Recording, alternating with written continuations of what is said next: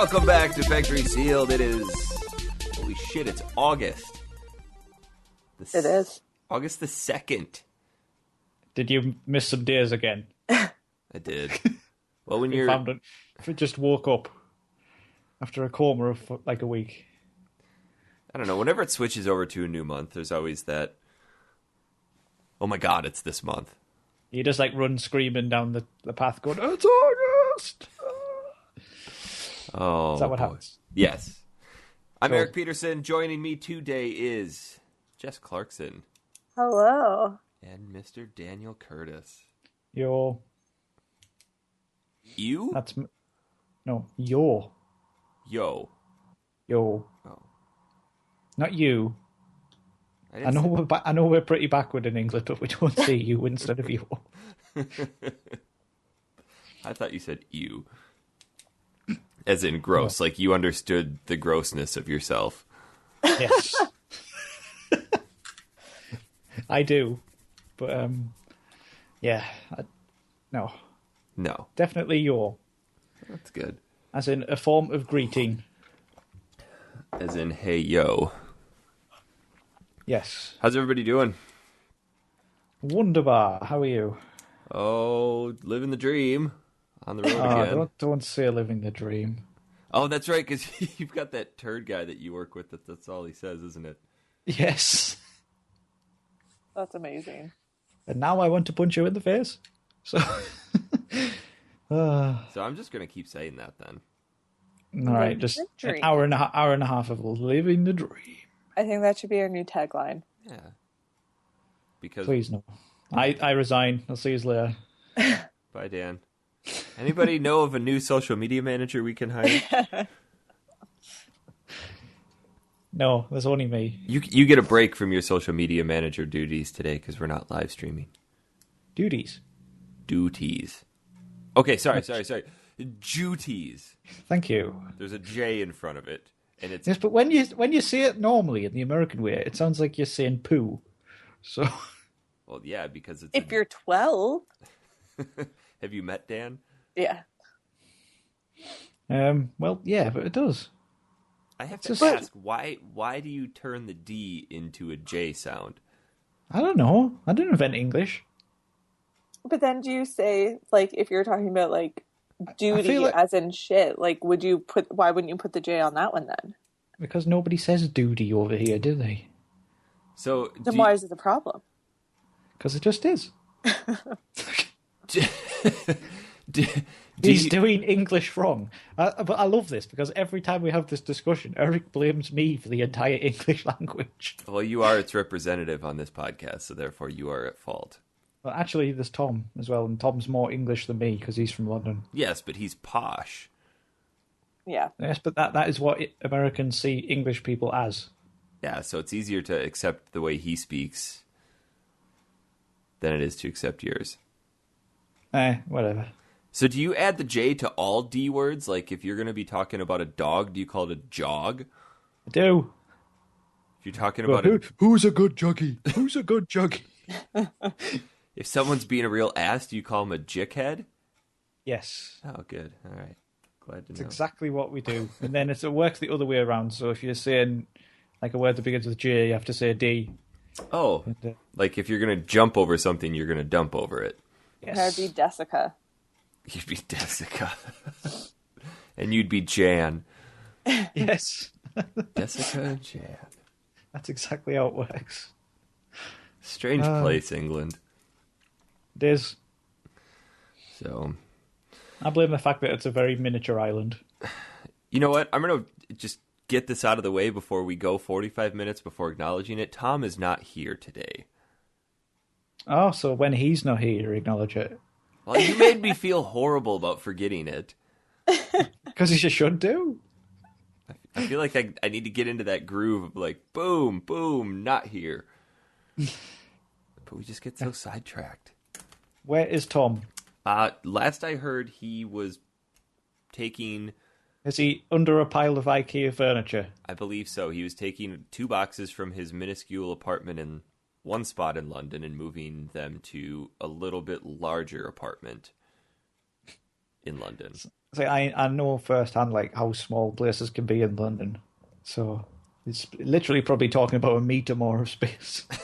And like super expensive too, right? Yeah, like I think Tom probably will pay twice as what I do up here in the Well, he northeast. told me what he was paying for his apartment, and I think his apartment is only like 550 square feet, and he's paying twice what I'm paying for my house, which is 3 times that size. Wow. Wow. Yeah.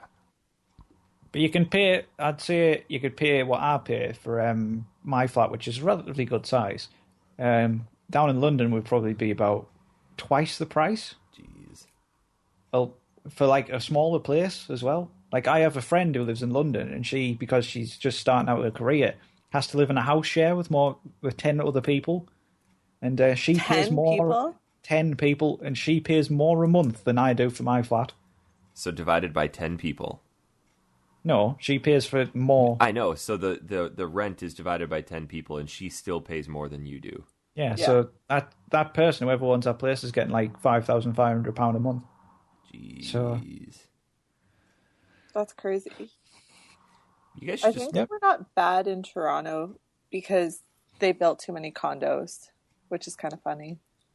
So there's a lot of empty space, but it's still like, I would say $1,500, $2,000 some places. You for could rent. just move to... There's that city in China where it's just completely empty.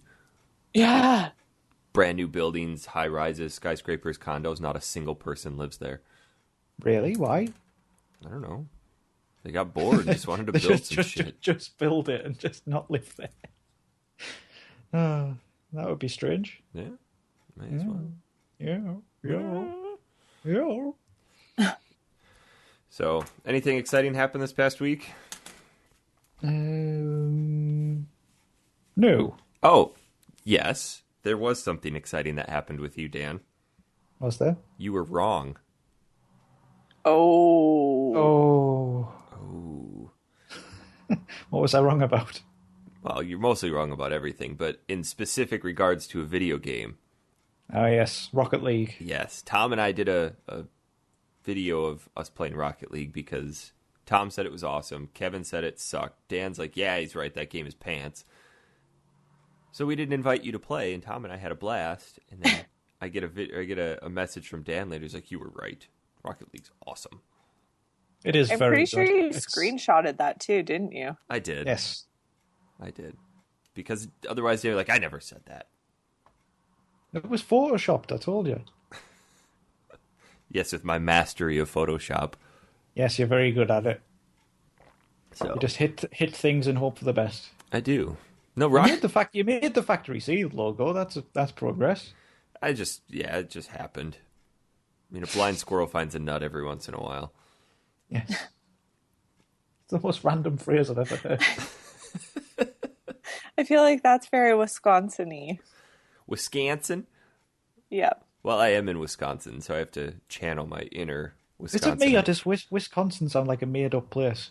It sounds like it should be in a fantasy film. It's Don't the know why. cheese capital of the world. Hell yeah. What? Yeah, Wisconsin cheese. Never heard of it. Have you ever seen, like, they walk around with cheese head things for football? No. American football, Dan, not soccer, because nobody plays soccer over here. Fair enough. It's shit. Unless it's got rocket-powered cars, I'm not interested. Good. What flipped you on Rocket League?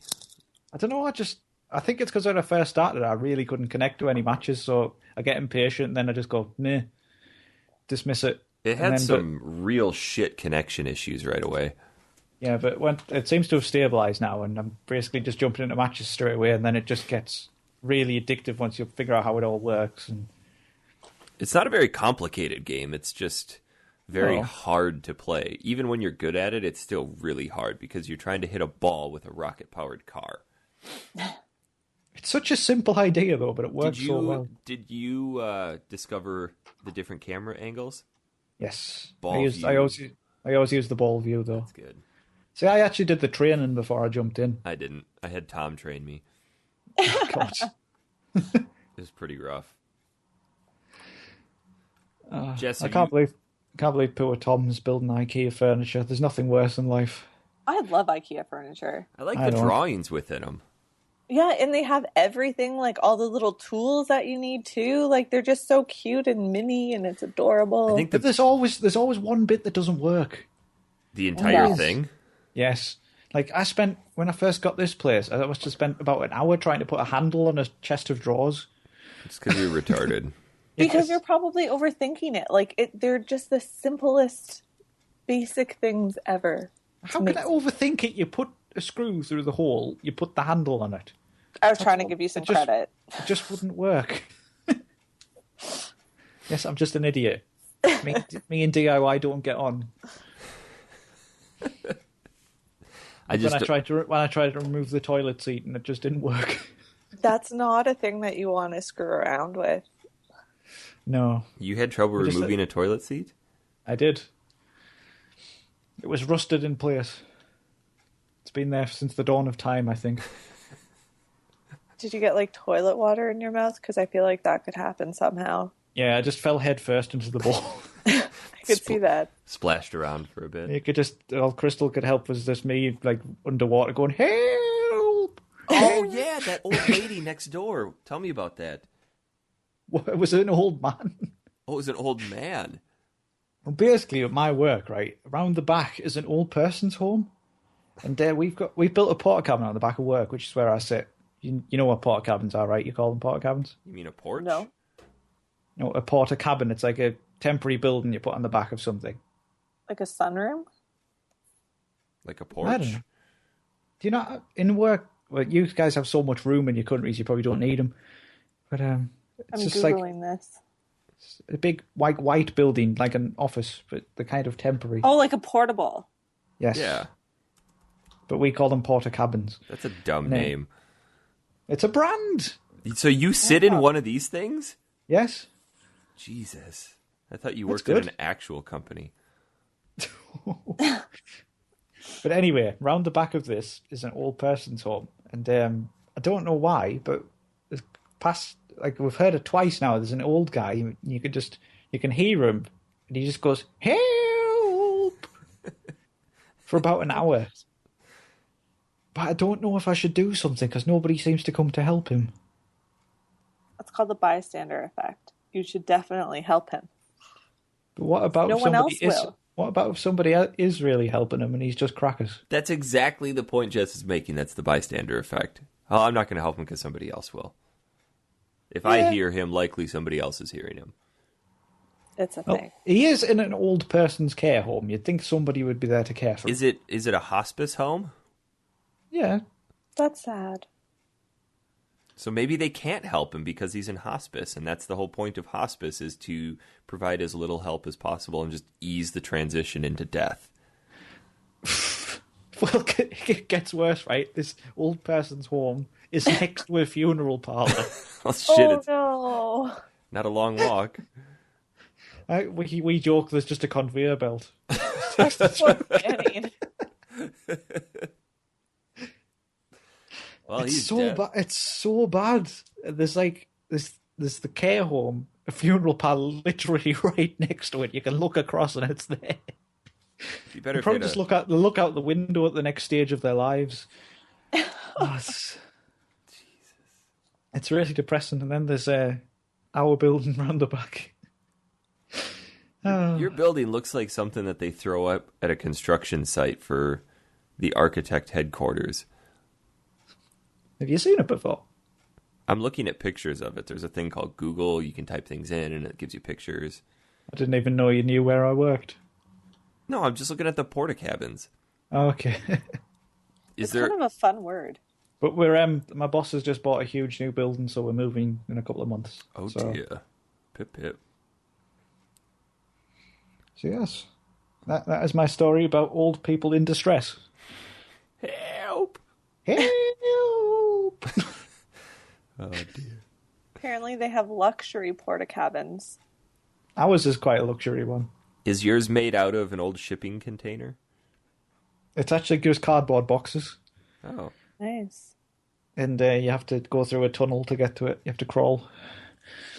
You basically work in a fort. That is amazing. Then we all sit on one computer, which is hand cranked. You take turns Yes. playing a ball pit at lunch. Living the dream. So what are we on about today? Minish Cap. Minish Cap. Minish Cap. Minish Yes. Cap. I think Jess and I decided for the group we're going to do it as a 2-part show Thanks, guys. because I don't think any of us finished, and instead of handing out shit-colored stars, we should just say, we'll finish it next week. I like it. It's a good Will way. we, though? It's a good Will way we, though? to avoid letdown. To be fair, it's quite a long game, so It is a lot longer than I remember it being. Because you kind of kick off from the beginning, and you're like, there's only 4 elements I got to get. That shouldn't be long. Yeah. 10 hours later, I got 2 of them. well, figuring out what the hell you have to do is the tricky bit half the time. So, Dan, tell us the premise of Minish Cap, if you remember. Or, actually, I don't know if I trust you, because you're using speed frame to just skip through all the text. I know what Minish Cap's about. It's about an evil guy who's a mage, Okay. and he steals a cap, which gives him special powers and turns him evil.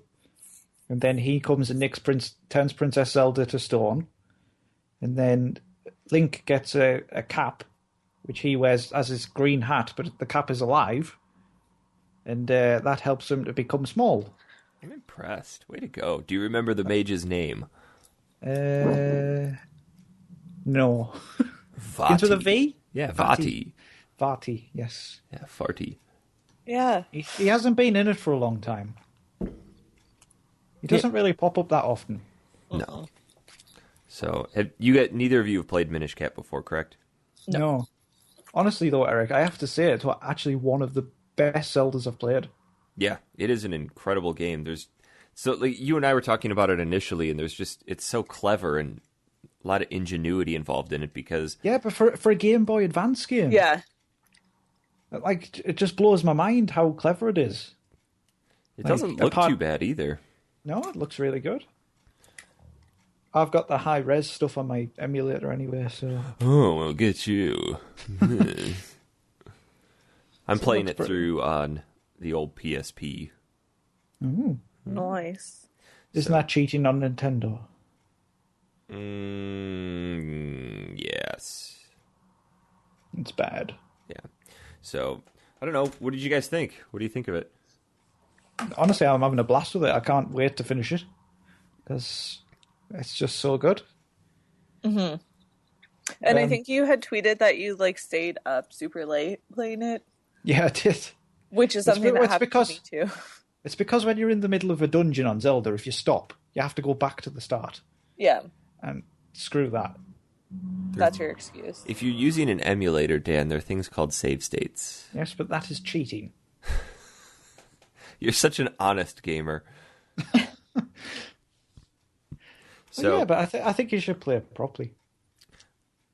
I think one of the neatest aspect to that, it takes a little while getting used to, is you've got this whole element where you're popping back and forth between really big and really small.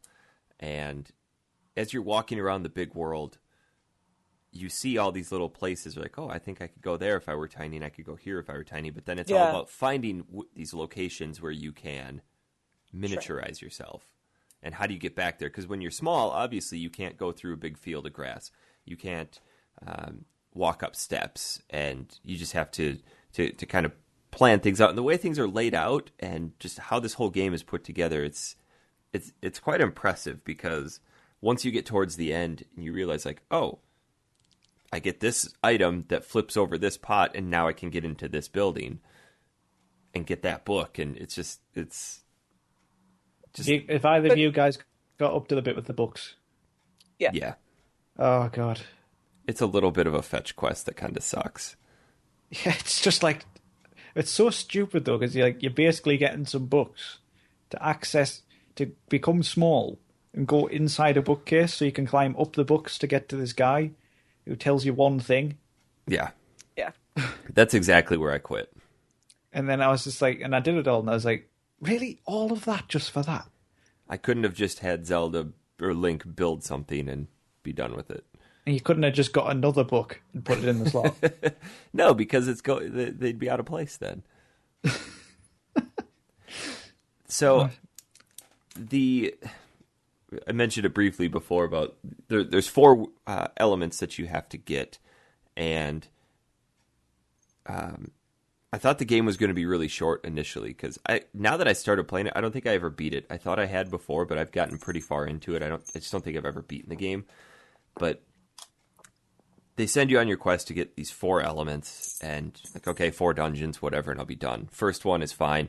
Then it takes really long time to get to the second dungeon because you have to go through all these little mini quests and do all this stuff in the Minish world and talk to these people and do this and that and the other thing before you can get to the next dungeon. And then you get to the next dungeon and realize, oh, the element isn't there. Or no, that's in the 3rd dungeon. Yeah. In the Wind Temple or whatever it's called. So. But I think I do that with every Zelda game. Like, I go into it thinking it's going to be super quick. Like, I always underestimate it because they kind of frame it as a very simple task. And then it's like, crap, now I have to do a million other things. It always expands, doesn't it? I mean, it's usually just as the core, it is going to 4 dungeons. But then they chuck other things in as well. Yeah. It's always the same. I like all the side quest stuff in this. So, like the fusion stones, and it's just. I am not like. I am kind of irritated with those, like the kinstones, because you're supposed to fuse them together. Yeah. And then they open other parts of the world. But just the dialogue on it takes forever, and I wish I could just skip it. You know, if you hold down B, it speeds it up to the end. Yeah, but it's still slow. Yes, but I have the solution, Jess. Don't panic. Eric hates this, but I have this. Emulators have a thing called frame skip, which you can use. So I've got it mapped to R2 on my controller. Oh, that's smart. So if you press R2, it just burns through the text. I've never had an issue. You just hold down B and it speeds it all the way up to the end and you're done. I think it's because they have like one screen of saying like, oh, we fused kinstones. You're like, obviously it worked. Then the next screen is like, oh, I hope it brings us good luck, which is unnecessary. And then it shows where it is. And then you have to go through another thing of dialogue to get out of the conversation. This is so impatient. Inconvenient. I wasn't that bad. I don't know. I was like really irritated too when you shrunk down and it would take forever until I realized that if you just like double tapped the button, it would just skip that and you could just be small. And it's amazing. I didn't actually realize that. I've just been using the frame skip. Oh. And you said you wanted to play games authentically, Mr. No Save State. Yes, but I don't. That's just for text and inconvenient cutscenes. I suppose. What do you I was trying to finish it in time for the podcast. You see. And blaming us now. Yes. But it didn't work. What did you guys think of the dungeon layouts? Because that's kind of the core element of Zelda games. Complex, I thought, but also I like a good puzzle in Zelda. So I didn't find any of them to be overly difficult. The third one got kind of frustrating because of its layout, where I couldn't find the mole mitts for the longest time. Oh yeah, just started wandering. Yeah. Started wandering around and realized, oh, I think I need to put a bomb there. I tell you what, I don't like. It's not easy to switch between items. Like you have to go into the pause screen, select it. That's how it's always been. Yeah. No, it isn't. Yeah, it has. That's how Link to the Past was. That's how Link's Awakening was. That's yeah, but the core ones like Ocarina of Time and stuff, you could map stuff to buttons. Yeah, because you had the C button. Yeah. This one you have 4 buttons. Yeah. It's a Game Boy Advance game, Dan. I don't care. But you can only map things to 2 buttons, can't you? Yeah. Because you only have 2 buttons to play with. No, you have L and R. Well, R is Those for are rolling. L I know, is because I roll everywhere. Which I think is a little weird that they mapped the R to like the action button. Because usually I think the action button would be one of the weapons, and if you went to something, it would do it, maybe? What? Am I, like, totally misremembering? No, re-explain that. What? She's gone nuts. It's fine. Yes. The R button was, like, the action, like, rolling, talking, everything like that. But I feel like that used to be... Or it's not always the R button. Couldn't it be another... I don't know. Never mind. Oh, you're saying you could, if you wanted to remap R to something else, you should be able to? Maybe. It's a Game Boy Advanced game, Jess. I see.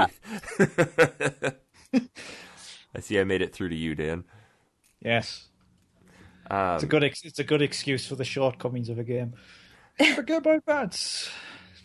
The one of my favorite parts was in the first dungeon, that whole barrel scene in the first dungeon. Just yeah. The ingenuity of something like that. Just it's something simple, but it gives you that perspective. Like, okay, there's some really big set pieces in this game that if you're big, they're going to be very tiny. But now that you're tiny, they're huge, and you get to manipulate them in different ways. And just little things like that. This game just excels at greatly. It's fun to be small. You're on these little lily pads, and you got to use your item that blows air to move yourself around. And what I thought was a lot cool... of Nintendo games, though, don't you guys? Like when Nintendo do a first party game, they generally are extremely clever. Oh yeah, like they do take the time to think about it. Like a lot of the core Zelda games, Twilight Princess and Skyward Sword, they're both very clever as well. Yeah. Intelligent uses of game design, like nothing else on the market. Like Skyward Sword with the sword that you can use in different directions with the Wii Motion Plus. Yeah. It's absolutely mind-blowing when you use it. Because it's used for so many different things in the game. Like when you're fighting one of the boss characters, you're like, when you're moving your sword, he'll follow your sword with his hand. Yeah. And then when you try to attack him, he'll grab the sword and stuff like that. And it's just like, it's so cool. Because he starts off not doing that, and then he learns through the patterns that you're using, or that's how they make it sound. So it's really cool. Yeah. Haven't played it. Will you play it? But even just the layout of the dungeons, because we were talking about like the portals, when they shrink you, you have to unshrink. And there was never anywhere that you could get stuck small because there's always another portal. Like, it's just really neat how they force you to kind of go in different areas and not get stuck. I'm not too keen on the items in this game, though. The air canister, I find that to be kind of stupid. I haven't really used it at all since the first dungeon. The staff that you can use to flip items over, kind of boring. I like that one. Well, I like that one. To be honest, after the third dungeon, I was walking around the town, and I needed to get into one of these buildings. I don't know where the tree stump is where I can access this until I realized, like, I'd hop in these pots that were right side up. Like, this pot, I know there's other pots that will shrink me. Yeah. And then it finally dawned on me, like, oh, it's upside down. Flip it over, and boom, the whole world opened up. Yeah. Yeah, but that's what it's about, though, trying to figure it out, isn't it? Zelda doesn't really ever hold your hand. It just goes, figure this out. Yeah, and I like that. You've got all the tools you need, but you don't know exactly how yet. And they give you, like, clues, too, because I think when you walk into that one, the hat guy says, like, oh, this room seems really weird. Oh, yeah, I was wondering what he was thinking about that, because that's the room with the mask maker. Yeah. And I just assumed he was talking about the masks up above. And then I don't know, maybe, but... Is that the guy is that with the mirror in? Yes. I think so. Yeah, the mirror is the mask guy. You have to knock the masks off the wall to access it. I remember. Huh. I don't know if you got this far. If you got this far, you got the Pegasus boots. Yeah.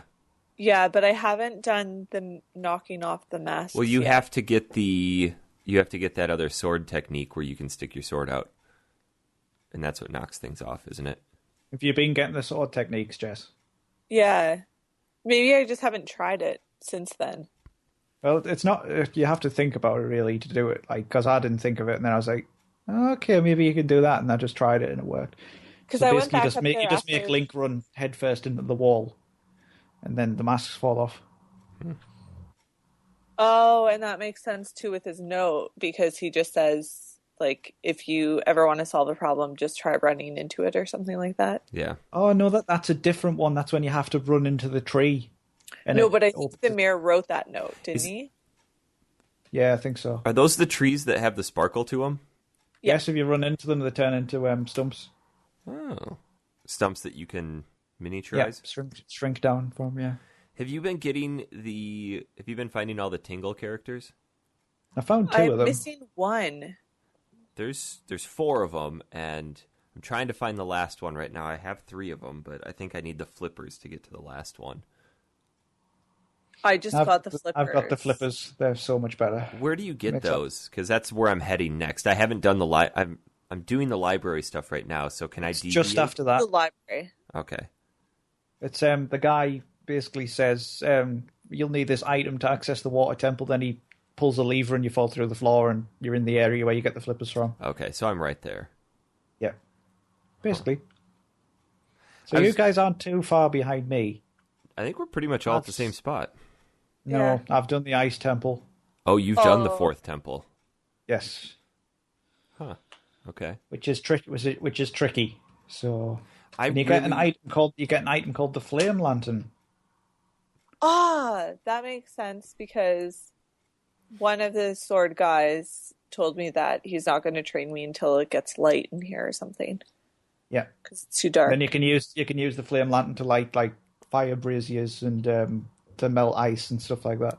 Have you guys been going back to that special doorway in the castle courtyard? Where the elements doorway? are. Yeah. Oh, no. Because I feel like there's a point later where you can fuse yourself or you can separate yourself into more than 2 characters. Maybe not. Yeah, I've just got that. It's after the water temple. You get 3. Okay. That was another piece of the game that I'm not sure if I really liked or not, but there's a couple cool puzzles in the 3rd dungeon where they had the 2 vertical lines of 3, but they were offset, so you had to figure out how to place yourself just right. Yeah. And then I got down there and that. I stepped on the 2 of them, like, what the hell's going on? And then I realized, I have to move these statues over onto these plugs, but then it changed how you had to move your layout of characters and just... I like it. It's a good mechanic, but it takes too long to activate. Oh yeah, again. But it's because you have to hold down your sword attack for ages until he charges up. Use your frame skip, Dan. I do. God. It takes too long. Nobody has time for that. Another thing that I seriously do not enjoy is the stupid mystery shells. Yeah, those are which you get figurines for. Okay, I was going to ask you what those are for, because in this game pulls a lot of elements from other Zelda games, and the mystery shells are from Link's Awakening. Yeah. But what the hell do you do with them? Where do you take them? So there's one of the trees has, I think it opens up, it opens up at one point if you have enough. If you fuse fusions. with someone? Okay. Yeah, so it's in Hyrule Town, isn't it? Yeah. And the guy's like, oh, I have a vending machine. You can use shells to try to get a figurine. And you have to, use more shells to have a higher probability that you're going to get an action figure or figurine, whatever they're calling them. So the first one, it starts off 1 shell equals 100%. So you get that figure. And then I think it'll cost you more shells to have a higher probability that it'll happen.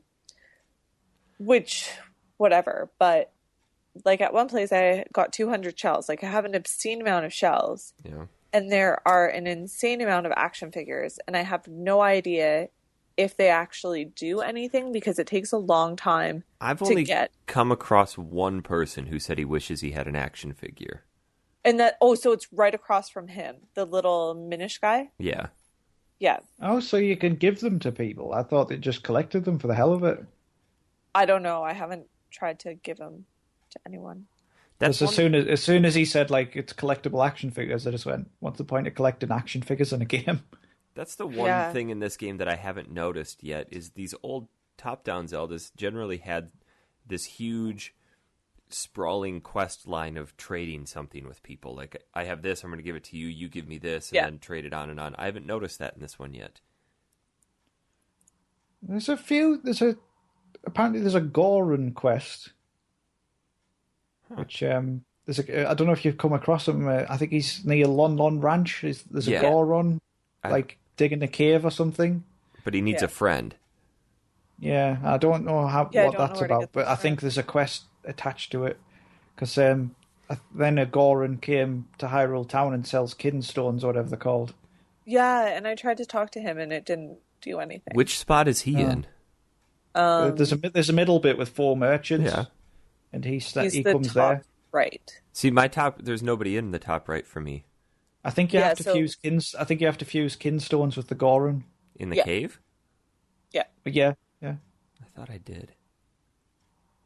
Maybe you didn't have the right one. That's probably it. Because I find that happens a lot.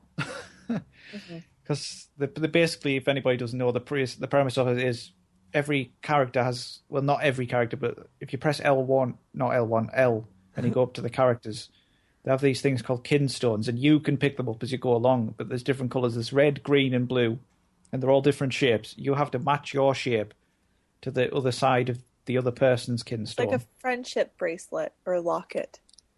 Yeah, you're making 2 pieces of a puzzle together, basically, and then when that happens, it opens up different elements around the world, which is pretty cool. What I want to know... It can be a treasure chest, it can be a cave, or something like that. What I want to know is, who the hell made all of these and broke them in half and scattered them around the world? Apparently the Minish people. One of them told me it came from him, and they like to make humans happy. So they make giant coins. Yeah. Well, they went for prostitution originally, but it wasn't working out for them. They were just too small to be effective. Oh, Jesus, God. Dan. You'd need a whole lot of them.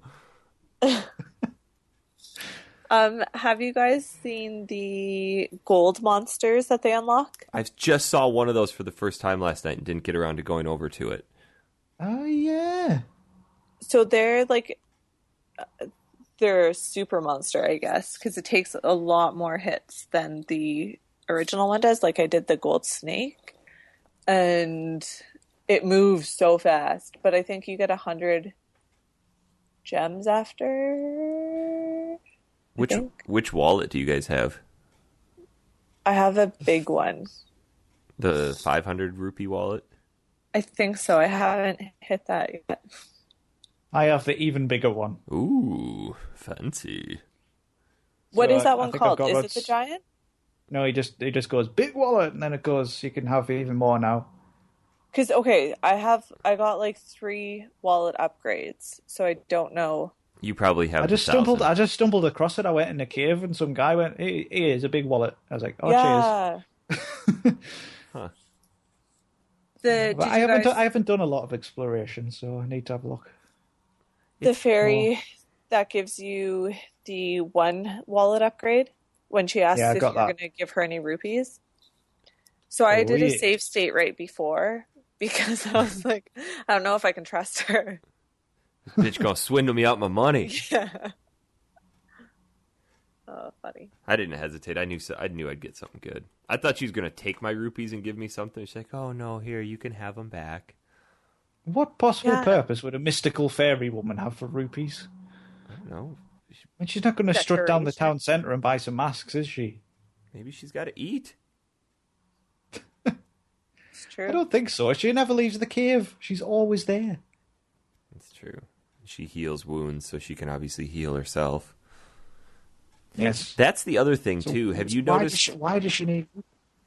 Have you noticed in this game how scarce health is? Yes! My God. Through the entirety of the ice dungeon, I had one bar of health most of the time, and somehow I survived by the skin of my teeth. Jeez. I don't know how.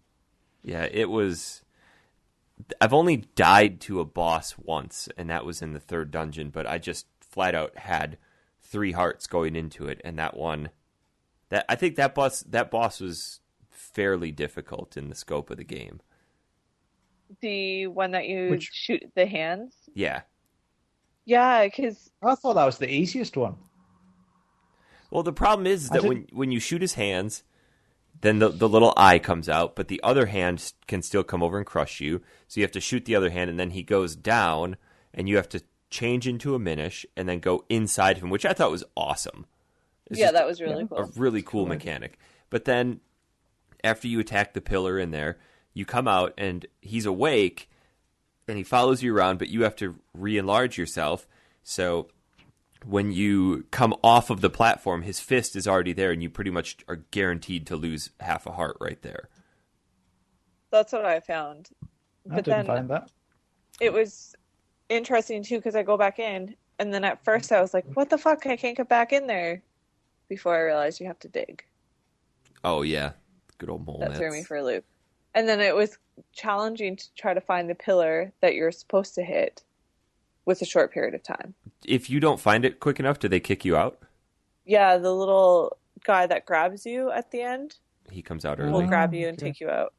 I guess I don't know if you guys noticed with when you get the mole mitts, going back to like when you get things and it opens up the world, you can actually there's certain caves which are blocked. Yeah. Yeah. And I was like, how did you get through them? Then I got the mole mitts. I was like, oh yeah, that's clever. Yeah. So because you can dig into the caves. Now, there's still certain caves I've been in, and I mustn't have what you need because I'm just like, how on earth do you get through this? Yeah, and I think you have to keep going back. And with this splitting to 3, I think that'll... Well, there's that one cave where there's that really heavy rock that you need to push out of the way, and there's 4 holes in the middle, and you have to roll the boulders into the holes. I can only get one of them in so far.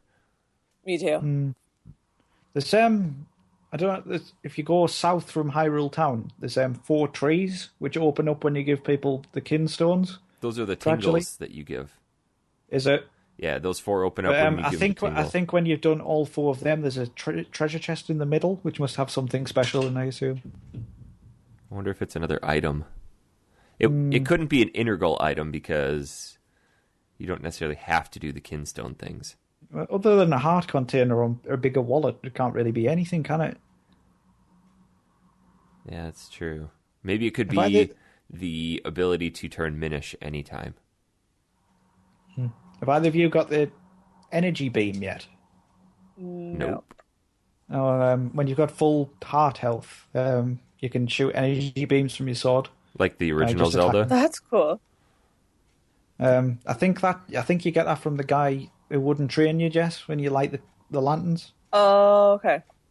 Yeah, I think. So after the 4th dungeon, does the game start to wind down, or does it like flip into in Link to the Past, like the underworld, and you got to do 4 no, more? there's still another element to go after that one. That's right, because the 3rd element, the wind element, was missing. Yeah. Yep. So I have to go to another bit of the map I've never been to yet. But I literally finished the Ice Temple. It was about 1:30 in the morning. Jesus. So I went to the Sanctuary, powered up my sword to get the 3 people, and then just went, right, sleep. And I haven't had time this weekend to dabble again. So we'll see. The other night, I stayed up till 2 in the morning playing this. God. Like it was bad. And the worst part, though, is that Andrew was obviously already asleep, and I didn't want him to know how late I was staying up playing this game. So I like totally did like the really guilty spouse thing and like quietly like snuck into bed, like trying not to wake him up. And like it was bad. It's an easy game to lose yourself in. Oh, for sure. Yeah, I don't think there's anything else in the first half. No, I think we've covered all of it. I do think, though, going back to just the look and feel of this game, it's, Dan, like you said, it's easily one of the best 2D Zelda games out there. I have a real affinity for Link Between Worlds. If you haven't played that one for 3DS, that's what I'm playing right now too. It is incredible. It's really good. That game. I need to get that one. That's easily one of my top 3 of all Zelda games. It's that good. Just mainly because of the storyline. There's such a huge twist at the end that I don't care how sharp you are in picking up storyline elements. I didn't even see it coming. And most people that I've talked to, like, I had no idea that was coming. And it's a cool twist. I'm excited. It's really cool. But I do like how they pulled a ton of different elements from different games. Like a lot of the music from Ocarina of Time and the elements from Link's Awakening in terms of the seashells. And it's just, it's a neat game. Mm-hmm. I shall have to pick that one up at some point. Yes. Did you guys play? Yes. Did you guys play anything else this week? Rocket League. Other than that, I've been doing Between Worlds. How far are you into I know. Oh, what? Sorry. Crash Wrath of Cortex finally came. Oh, shit. I've been waiting over a week for it to be delivered. Oh, boy. Really? Yeah. It took... I contacted the guy on eBay and he said, "We've had some problems with our couriers." And I was like, "Oh dear. Sounds like bullshit." Yeah. So we'll be getting we'll be getting a negative review. But but it has arrived. And it's weird. It's possibly the hardest Crash game I've ever played. Really? Basically, it plays exactly like the old ones, but Crash has some slightly more fluid animations. The levels look like wider and more open world, but really they're not. You're still just funneled down the path.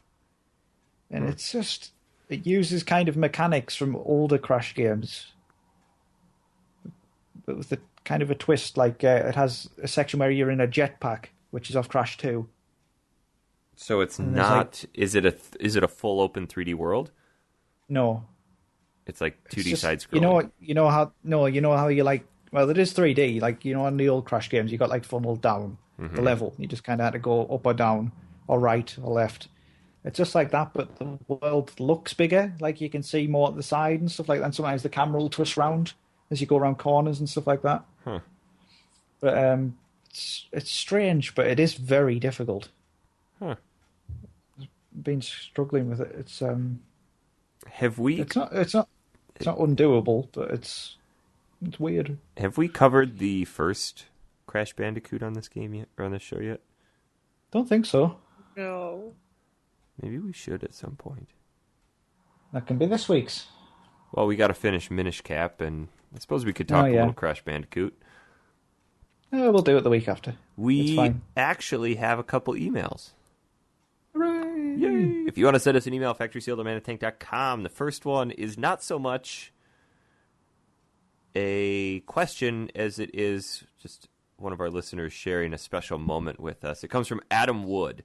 It says, honestly, I have nothing constructive for the podcast. I just wanted to share a special moment. Can we give him a job? Would you like to be social media manager? Social media apprentice. I just wanted to share a special moment with my daughter that I thought you may enjoy. Tonight I hooked up her first NES in her room. Her favorite game thus far seems to be Bubble Bobble. And he actually attached a couple pictures of him playing NES games in his daughter's room. So that's pretty cool. That's cute. That's a tender moment. It's a tender. Brought a tear to my eye. Gives me something to look forward to with my daughter. Yeah. Let's see. Mark Lee writes in, Aloha Factory Sealers. Your surprisingly consistent episode these days are cool, but also confusing. I was ready to give you a question, then I realized 2 more episodes got done in that time. Anywho, you didn't seem to like that recent Sonic All-Stars Racing when talking about it, but have any of you played Sonic R for the Saturn? I think something that was so magnificently wrong with that game is it's hilarious, especially the music tracks to it that sound like the slowest songs in a DDR game. I would not suggest you play it, but since you guys didn't mention it, I wonder if you've ever been subjected to it before. I've never played it, but I've heard of it. I haven't played that either, and we really didn't talk about Sonic All-Stars Racing. I feel like we should have, because that game is fantastic. At least the All-Stars Racing Transformed is good. You did say that. Did we talk about that? Yes. Oh, okay. Well, good. You said those exact same words last week or something. Shows how much I pay attention. His actual question says, a question I've thought about a bit, kind of got relevant based on some of the GoldenEye talk that was done recently, is you all seem to agree the defend Nalia part was too hard. It's those types of escort or protect an NPC moments in games that I actually enjoy, even though people often complain about them. I know they're often frustrating, but I still like going through them. Is there any other game mechanic or trope that is often disliked you seem to actually enjoy? See, I don't mind fetch quests. I also don't mind random battles on Final Fantasy and stuff like that. See, I love the random battles. I love random battles. I hate pointless fetch quests, and I feel like that's what's turning me off to Witcher 3 is pointless fetch quests. I like them if there's some sort of like puzzle to them. Like you have to figure out something because it makes you feel at least like you're you won something. Take the Zelda games, for example, and in the best example I can give you is from Link's Awakening, where you have, I think it's like 15 or 20 some odd items that throughout the course of the whole game, you have to trade with people. That's a cool fetch quest. Bullshit fetch quests like, hey, I've got this information for you, but I need that potato from the other side of town. I hate that. Apart from it's usually on the other side of the world. Yeah. It's like, oh yeah. I was concerned that the mushroom, like the awakening mushroom, the wake up mushroom, was going to be something like that, though. I would have like loved the witch that. would only give it to you if she had like the spores from something else. And... Oh yeah. No, I don't feel like Zelda would delve into the pointless fetch quest territory. But going back to The Witcher, Eric, I didn't think that was... I think usually when you do a fetch quest on that, you usually get something good for doing it, though. So you do, but you always go to these people and you're like... They clearly have information that they could just tell you, but instead like, no, I'm going to withhold this information until you go do this for me. And it's just like, But then God. I don't end up doing that because I'm distracted by other quests, because as soon as you get a quest on The Witcher 3, it seems about 1 million others open up. But they're all, at the core, fetch quests. No, they're not. Should there be an intimidate button? Yes. Eric, have you played more than 10 hours of this game? No, because I got bored with fetch quests. There really isn't fetch quests. Have you even got out of the first area yet? No, because I got bored with fetch quests. But when you get out the first area, you can just wander like Skyrim and just go everywhere. Maybe I'll have to get back into it. That's why I don't like MMOs, though. Just the fetch quest nature of it. But I think to answer his question, I would specifically have to say I really enjoy random battles, because if I'm playing a game where I can see the enemies, I actively avoid them. Really? Yeah. I'd dive straight in and attack them all. I don't. But speaking of random battles, have we heard the news about Final Fantasy VII Remake? No. Besides the fact that it's being done. Somebody who's involved with it, I can't remember who, said there was going to be dramatic changes to the combat system. Oh. So I'm worried. If they take it active time battle, I'm not going to be too happy. If they're listening to this, which they aren't, no. If they are, what is wrong with the battle system from Final Fantasy X? That would work beautifully. Put that in. That's what I say. I don't know. What about you, Jess? What are some tropes that are often disliked that you actually enjoy? I really like puzzles. I don't know if that's disliked, though. Like, I really like complex, making you think about things, puzzle-y things. Even if they're stupid. I do to an extent, but when they're like so complex that you literally just stood staring at your TV for about an hour just going, why don't it work? See, I love that. I hate it. It drives me crazy. But I refuse to use a guide until I figure it out. Did you guys have to use a guide for Zelda at all this time? I will admit that I did. What part? I can't remember, but it was something to do with one of the I think it was to do with the books, because I just couldn't figure it out what they were talking about, and I was like, what? I think, Eric, I think it was the same as you, where you had to flip over the pots. Yep, I had to use it for that, and I had to use it to find the mole mitts. Because I saw the treasure chest, I just couldn't figure out how to get to it. I had to do it for the piece of heart in the second dungeon, where it was like in a room with all the bats, and you had to be mall. I don't know. I can't remember how I even got in there. I think I've missed about 20 pieces of heart. Oh, Jesus. So the one I want to figure out how to get into is in the third dungeon, like the far right door where you walk in and it's just like a pyramid of those blocks and you can't get through.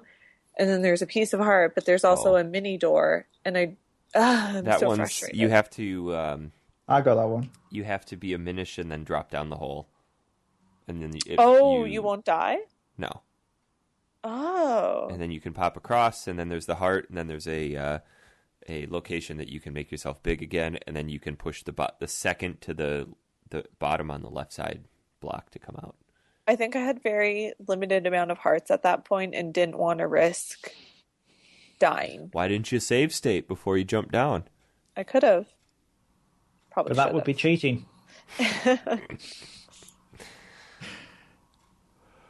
I think that's the only spot I actually used a guide on. The only two Doing spots. well. It's tough. I like how tough this game is, but I just looked up the figurines, and apparently you get a piece of heart if you collect all of the figurines. How many figurines are there? 136. Holy And you get crap. a piece of heart. I'm pretty sure it's a piece of heart, they said. So 1/4 of a heart for 136 figurines. Maybe it's a full heart. It should be a full heart. And each figurine can cost you how many shells? I don't know. The most I've done is like 2 shells so far. And did you get a figurine? Yes. Jeez. That's ridiculous. I feel like that's a side quest I will do the bare minimum on to get that one little Minish guy his figurine and be done with it. Yeah. Oh, hang on. When you complete your collection of figurines, you get the Karlov medal, and if you show it to the man sitting in Mama's cafe, it will unlock the door of the house, where you can access a piece of heart, 600 rupees, and an old-style phonograph that lets you use the game's sound test. Not worth it. Use the game's sound test. I wonder what that is. Just probably listen to all the different tunes, I imagine. That's what YouTube's for. Yep. But it wasn't back in the day. I guess. Huh. Well, anything else you guys want to cover before we wrap it up? I think that's it from me. Yep. Has everybody died? Well, I thought Jess was going to say something, but... No. Sorry. No, she's just gone for the silent approach. Yeah. So next week we'll finish Minish Cap and hopefully play something else. We'll figure something else out. But Jess, where can we find you on Twitter? @ I am a Jess. How about you, Dan? Frosted Sloth. You can find me at Honest Pizza. That's going to do it for this week. We will see you all next week. Toodle pip.